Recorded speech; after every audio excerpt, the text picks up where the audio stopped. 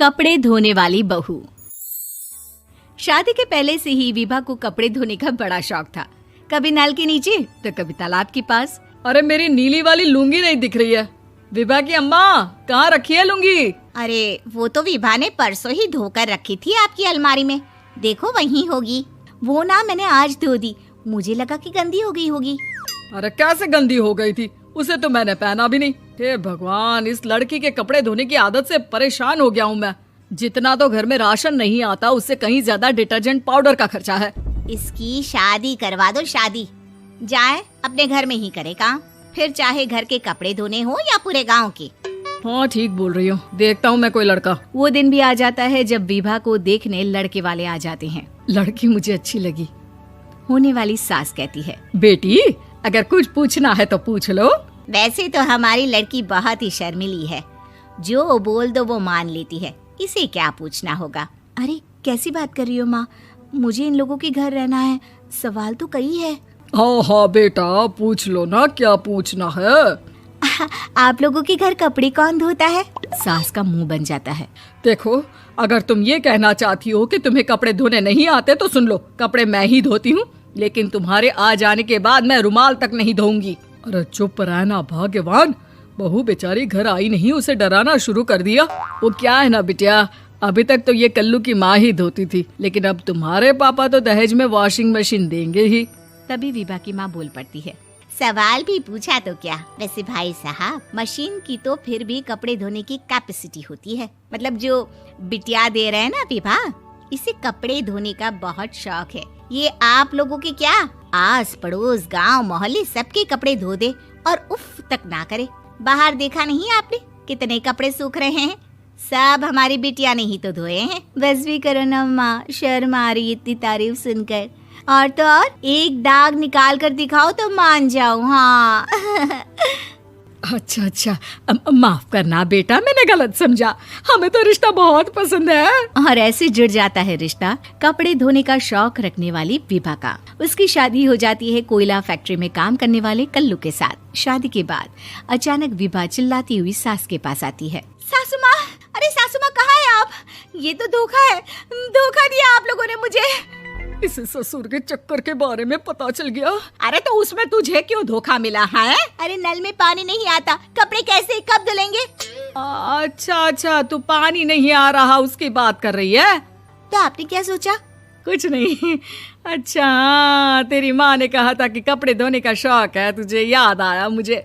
शौक बोलकर कपड़े धोने वाले मेरे जुनून को कम ना आके सासू माँ, कपड़ा धोना मेरा गुरूर है। तभी पति भी वहाँ आ जाता है। अभी मैंने इसे सनी देओल की फिल्म दिखाई है, उसी के डायलॉग मार रही है माँ। अच्छा सुन, साफ साफ बता रही हूँ, पानी सुबह 4 से 6 और शाम को 10 से 12 आता है, समझी? विभा टाइमिंग सुनकर हैरान हो जाती है। ये क्या भूतों का मोहल्ला है? सुबह 4 बजे उठकर कौन कपड़े धोता है? 4 बजे टंकी में पानी जाता है, फिर सारा दिन धोना ना, किसने मना किया?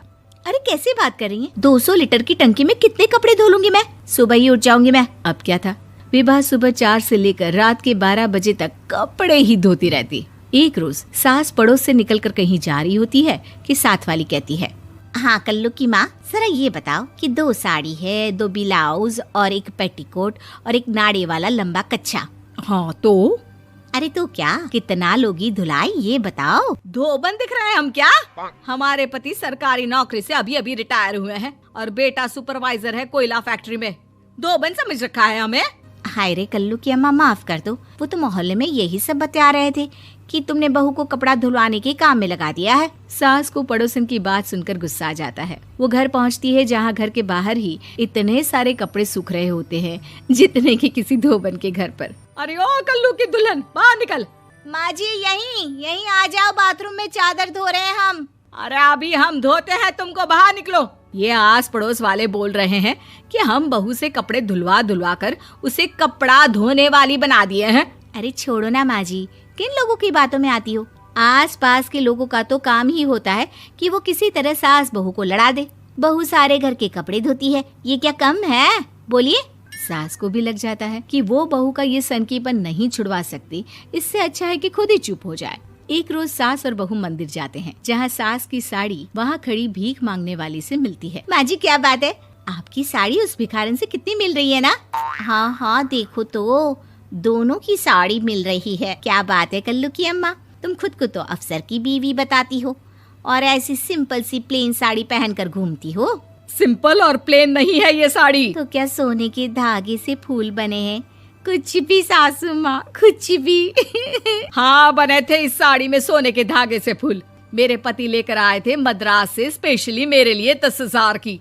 ताहे भाई साहब इस भिखारन के लिए भी सेम टू सेम साड़ी लेकर आए होंगे 10,000 की।